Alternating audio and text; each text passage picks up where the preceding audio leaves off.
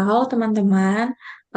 Pada video kali ini kami dari kelompok 7 kelas A akan menjelaskan analisis kasus KPUan dan promoting the culture. Kelompok kami terdiri dari Bavera Aziza, Ma- yang kedua Mas Yogi Ibrahim, yang ketiga Mas Yotam Adil Haryanto, yang keempat Zahra Kemaningrum, yang kelima Mas Zidan Putra. Berikut video tentang kasus pembangunan Bendungan Mujur.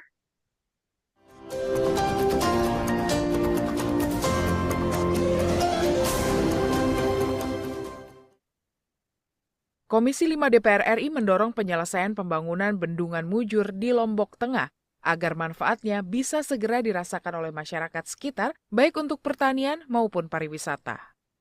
Pada kunjungan spesifik Komisi 5 DPR RI ke Nusa Tenggara Barat, anggota Komisi 5 Mulyadi menjelaskan pembangunan Bendungan Mujur adalah proyek nasional untuk memenuhi kebutuhan air baku masyarakat. Bendungan ini sudah direncanakan sejak tahun 1969, hingga saat ini belum selesai proses pembangunannya. Padahal lokasi ini sangat strategis untuk memenuhi pasokan air pertanian warga Lombok Tengah hingga Mandalika. Paparan dari Bupati terkait infrastruktur pertanian, kemudian pasokan sumber air baku, itu kan kita memiliki sudut pandang lain bahwa wah ini memprihatinkan ya. Jangan sampai misalnya Mandalika yang begitu sudah terekspos dengan baik di dunia dan kita berhasil menyelenggarakan event-event terbaik, tapi kemudian masyarakatnya kesulitan ya.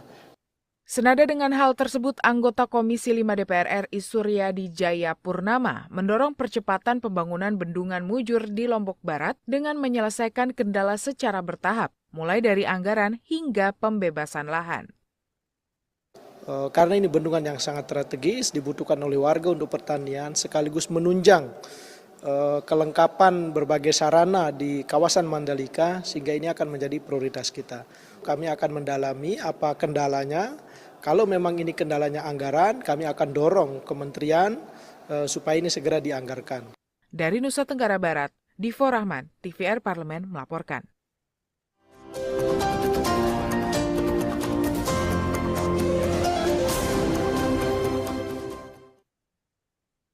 Oke, berikutnya untuk deskripsi kasus, nama proyek ini yaitu pembangunan Bendungan Mujur yang berlokasi di Kabupaten Lombok Tengah, Nusa Tenggara Barat.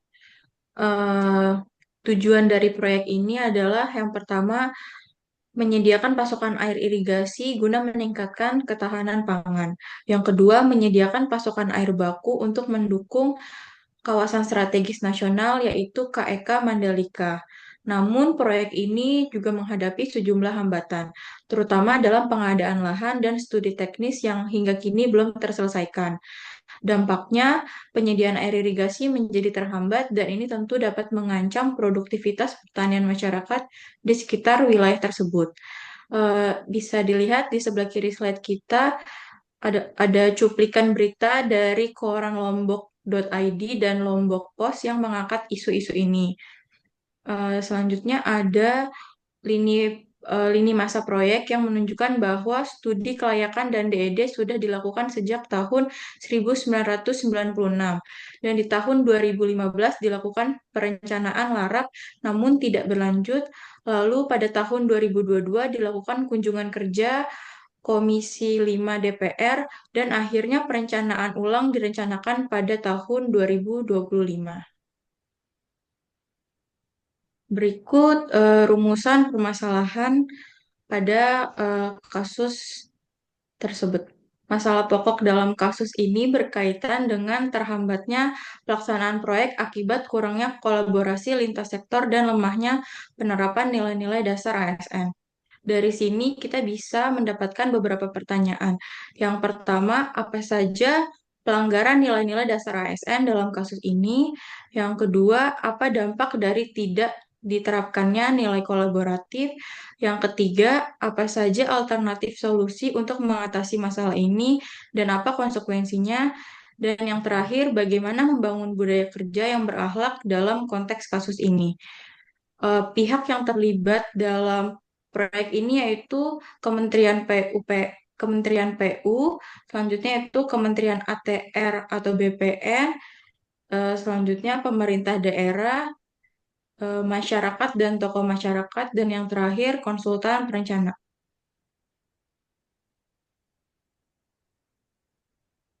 Baik, untuk slide selanjutnya yaitu ada pokok permasalahan yang menimbulkan keterlambatan dari proyek pembangunan bendungan Mujur ini. Jadi kalau bisa dilihat di sini ada 4 pokok permasalahan yang menyebabkan bendungan ini tidak kunjung dibangun. Yang pertama ada pembebasan lahan yang belum tuntas. Pembebasan lahan di kawasan Bendungan Mujur ini masih ada sekitar 217 hektar lahan yang belum dibebaskan. Sebagian warga menolak lahan yang dibebaskan karena belum ada kepastian ganti untung maupun terkait dengan relokasi dari warga yang terdampak dipindahkan. Kemudian dari kendala sosial dan adanya resistensi warga itu terjadi akibat adanya ketidakpercayaan masyarakat terhadap janji pemerintah. Kemudian ada juga kekhawatiran warga akan kehilangan tempat tinggal, tanah, warisan, maupun mata pencaharian. Kemudian pokok yang ketiga yaitu dokumen administrasi yang belum lengkap. Jadi tanpa adanya kelengkapan dokumen ini, proyek tidak bisa masuk dalam pembahasan anggaran di mana proyek pembangunan bendungan ini tidak akan dimulai kalau tidak ada anggaran yang dikeluarkan. Kemudian proses dalam LARAP atau Land Acquisition and Resettlement Action Plan ini serta adanya dokumen AMDAL yang belum rampung diakibatkan adanya resistensi dari warga yang sebelumnya. Kemudian yang pokok masalah keempat adanya masih lemahnya koordinasi antar pihak. Jadi di proyek pembangunan bendungan Mujur ini masih sering terjadi miskomunikasi antara pihak-pihak yang terlibat, baik itu dari teknis, jadwal maupun terkait dengan masalah kompensasi. Kemudian pemerintah pusat maupun pemerintah daerah serta pemerintah desa eh, terlihat belum secara langsung eh, ada komunikasi yang berjalan dengan baik. Nah, masalah-masalah yang ini apa yang saya sebutkan tadi mengakibatkan bendungan ini tidak bisa kunjung dibangun. Lanjut. Oke, kemudian untuk terkait dengan pelanggaran nilai, yang pertama yaitu terkait belum adanya koordinasi yang jelas antara pemerintah dengan warga setempat, yang mana ditunjukkan dengan warga yang beranggapan bahwa ketika larap dimulai, berarti kegiatan pembangunan pasti akan segera dilaksanakan. Selain itu, warga juga khawatir terhadap nilai ganti rugi dan juga tempat relokasi dari lahan yang terdampak rencana pembangunan bendungan tersebut. Serta yang ketiga yaitu tokoh masyarakat setempat yang tidak memberikan celah bagi konsultan untuk masuk. Kemudian untuk pelanggaran nilai yang kedua yaitu kurangnya sinergi antara pemerintah pusat dengan pemerintah daerah. Dalam proses pembangunan ini tentunya perlu dukungan dari pemerintah daerah dalam mengawal proses larak itu sendiri. Kemudian yang kedua, Pemda sendiri belum secara efektif menjembatani komunikasi dengan warga masyarakat, serta yang terakhir yaitu tidak adanya pembagian peran dan juga tugas antara pemerintah pusat dan juga pemerintah daerah dalam proses perencanaan pembangunan bendungan tersebut. Lanjut. Untuk dampak tidak diterapkannya nilai kolaboratif yaitu ada 4.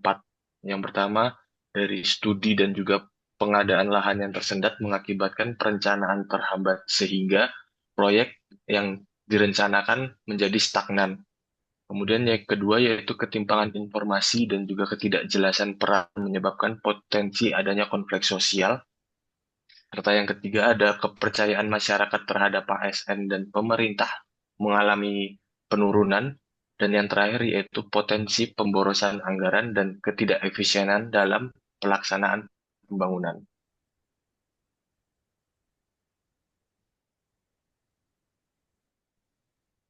Selanjutnya mengenai alternatif pemecahan masalah.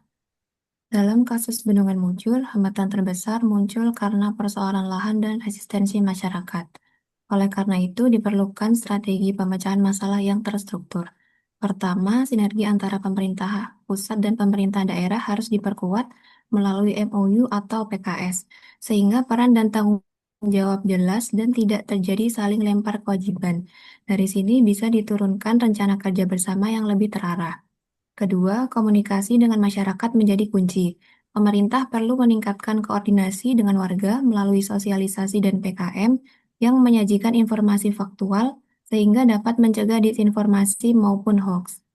Selain itu, tokoh-tokoh masyarakat dapat dirangkul sebagai jembatan sosial, khususnya dalam meredam penolakan warga.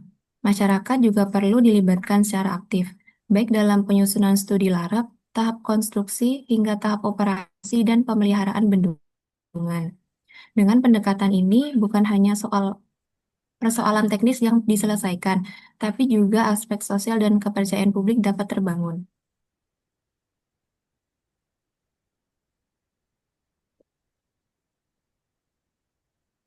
Nah, jika alternatif pemecahan masalah tersebut diterapkan, ada beberapa konsekuensi positif yang bisa dicapai. Pertama, pelaksanaan proyek akan lebih tertib dan terarah. Dengan adanya kolaborasi yang jelas antara pemerintah pusat dan daerah, setiap kegiatan bisa dijalankan sesuai rencana tanpa kebingungan peran maupun kewenangan. Kedua, kepercayaan dan dukungan masyarakat akan meningkat. Transparansi informasi serta keterlibatan tokoh masyarakat membuat warga merasa dilibatkan, sehingga resistensi bisa ditekan dan dukungan publik semakin kuat. Ketiga, koordinasi yang baik juga menghasilkan efisiensi serta meminimalkan resiko. Potensi kesalahan, konflik, ataupun penolakan yang dapat menunda proyek bisa ditekan sejak awal, sehingga pembangunan bendungan mujur dapat berjalan lebih lancar dan berkelanjutan.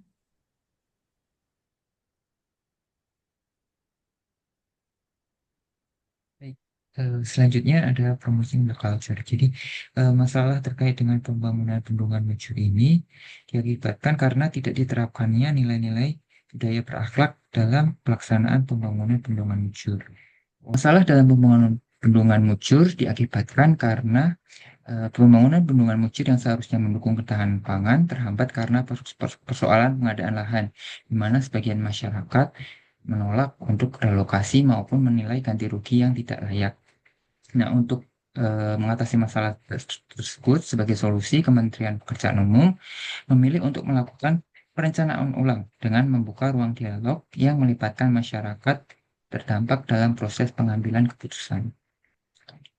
Langkah ini kemudian merupakan penerapan nyata dari budaya berakhlak, yaitu bekerja dengan transparansi, menghormati aspirasi warga, serta mengedepankan kolaborasi bersama Pemda, tokoh adat, dan lembaga terkait.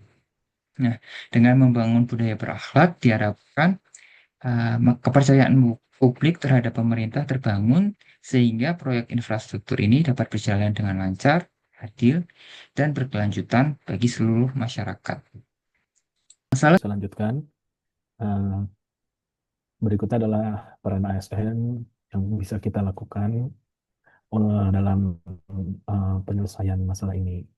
Pertama-tama kita harus pastikan dulu bahwa ASN itu netral dalam berpolitik. Bendungan Mujur rawan dipolitisasi karena isu ganti rugi tanah. Jadi ASN itu harus netral, tidak boleh berpihak pada kepentingan politik. Netralitas diwujudkan dengan kolaborasi terbuka bersama masyarakat, Pemda, dan tokoh adat. Kebutuhan basis data dan hukum, bukan kepentingan politik, sehingga proyek tetap berjalan untuk rakyat. Kemudian ASN yang adaptif terhadap teknologi.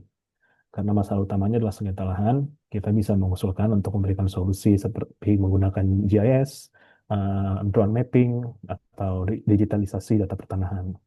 Dan kemudian data tersebut bisa diverifikasi bersama masyarakat agar lebih akurat dan dipercaya.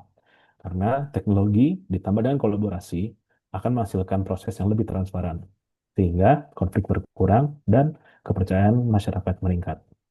Next. Selanjutnya adalah ASN berintegritas. Proses ganti rugi rawan praktik tidak jujur, seperti permainan harga tanah, mafia, dan lain sebagainya. ASN harus jaga integritas dengan keterbukaan dan sistem pengawasan. Kolaborasi antara PU dengan BPN, aparat hukum, media, dan masyarakat menjadikan check dan balance integritas ASN. Sehingga pembangunan berjalan adil tanpa kecurangan. Kemudian kita pun juga bisa dan harus mengedepankan budaya berakhlak, karena budaya berakhlak itu bukan hanya slogan. Seperti pada berorientasi pelayanan, kami ASN hadir melayani kebutuhan masyarakat yang terdampak, bukan sekedar membangun proyek. Kemudian akuntabel, terbuka soal ganti rugi dan perencanaan ulang, kompeten dengan menggunakan keahlian teknis seperti GIS, pemetaan drone, dan data yang valid, mencerminkan nilai kompeten dari berakhlak. Kemudian harmonis, mendengar dan menghargai aspirasi warga. Kemudian loyal, mendukung kepentingan bangsa dengan menjaga ketahanan pangan melalui bendungan tersebut. Adaptif, cepat menyesuaikan diri dengan tantangan, yaitu yang kita bahas adalah ketahanan dan teknologi baru tadi, serta kolaboratif, yaitu melibatkan Pemda, tokoh adat, BPN, masyarakat, media, dan lain sebagainya. Nah, demikian presentasi dari kami, kelompok 7. Kurang lebihnya mohon maaf. Assalamualaikum warahmatullahi wabarakatuh. Selamat pagi, selamat siang, selamat malam.